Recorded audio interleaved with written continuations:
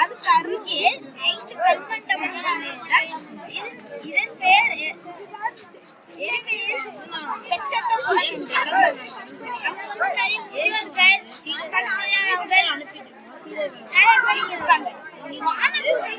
தண்ணீர் கலக்கும் போது யார் முதல்ல போறாங்களோ அவங்களோட நோய் எல்லாமே போயிடும், அவங்களுக்கு நோயும் வராது.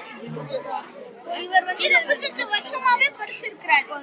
அதனால இயேசு ஒரு படுக்கையை எடுத்து வீட்டுக்கு போலான்னு அவரும் ஏன்னா இயேசுக்கு தெரியும் அவர் 35 வருஷமாவே அவன் படுத்தே இருக்கிறதுனால அவர் குணமாக்கி.